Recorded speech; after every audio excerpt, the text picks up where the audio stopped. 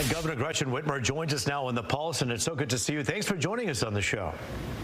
Thank you. It's good to be with you. So, Governor, I'm just going to start with a question that everyone has on their mind, which is you went from that woman from Michigan just a few years back to she's a very good woman. She's done a terrific job. All of these really good superlative compliments from the president. What gives?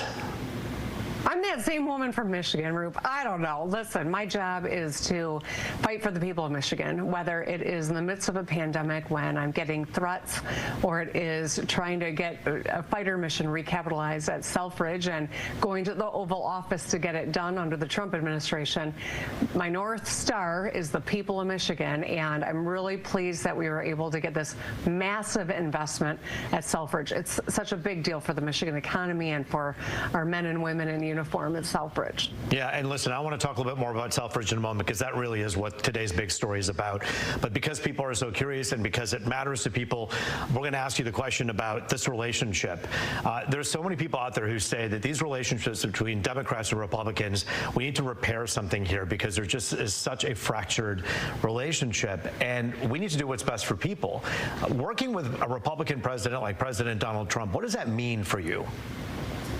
Well, it's complicated, right? I mean, I understand why people are curious how on earth did, this come about. But, I was raised in a household. My dad was a Milliken Republican. My mom was a Democrat. I've always tried to cross the aisle. I've worked well with leaders when I was in the legislature on both sides of the aisle.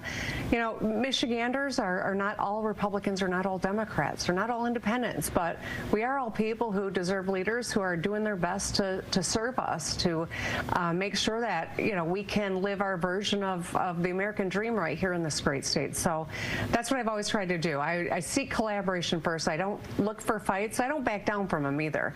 And there are important fights that we must have, but where we can get something done, I'm always going to be an eager participant. Now, we understand that the president is essentially easing up on those 25% tariffs on the auto industry.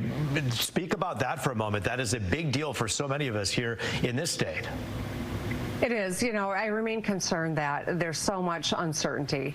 We know that uncertainty breeds paralysis. It's hard to get an individual to make an investment in uncertain times, much less a company that is making decades-long decisions, and that impacts jobs. So I was glad to see a little change in their policy with regard to the automotive industry, but I remain concerned if these policies change daily, weekly, or monthly, it still creates that uncertainty, and we've already seen some people be laid off. We've seen consumers' prices go up, and so this chaotic tariff policy, I think, is really damaging. So while today is a good sign that they're listening, certainty and predictability are really, really important, and the chaos is costly. What does it mean for Selfridge to have these fighter missions come in like they did today and this announcement? And is it a complete done deal, or is it tied to any bills that are out there in Washington that we have to wait for? No, the president said it's a done deal, and I'm going to take that to the bank. We know that the A-10, which is the primary fighter mission that we have at Selfridge, is scheduled to be retired. They're just phenomenal planes, but they are being retired. And there had not been a decision to recapitalize, and so we were really worried about Selfridge. Selfridge is the linchpin to so much of our defense work and our aerospace industry that is growing, advanced manufacturing. It's the linchpin to Alpena, Grayling, and Battle Creek, the other bases that we have. And so this was a really important thing. It's why I've been working on it. Every year I've been governor trying to get this recapitalized. So this announcement today of 21 F-15EXs, this is the most cutting edge plane. It is going to be flying out of Selfridge in Macomb County, Michigan, and it will secure, it's like a generational investment that will be secured because of it, and will continue to grow our aerospace sector. So this is great news, not just for us today, but for Michigan for the long term and for our economy writ large. When you know that this has been something that's been efforted for so many years by Senator Gary Peters, by yourself, by Candace Miller, so many, why now? And do you give credit to President Trump? Absolutely. I think the president, my first conversation with him after his taking office and in this term, I brought up Selfridge when I was at the White House for a black tie dinner back in February. I talked to Secretary Hegseth about it. I talked to President Trump. I sat at his table. I've had many meetings with him since, as well as phone calls, and every time I'm promoting Selfridge. And it's not just that conversation, but I think that was impactful, and they took a serious look and saw what a compelling reason it was to make sure that this investment happened in Macomb County, Michigan. Now, Governor, you had such a good relationship with the former president, even co-chairing his campaign. You were friends with President Biden. Why didn't it happen then, and what do you think changed? Do you think that there was more of an effort by a Republican president to support the military?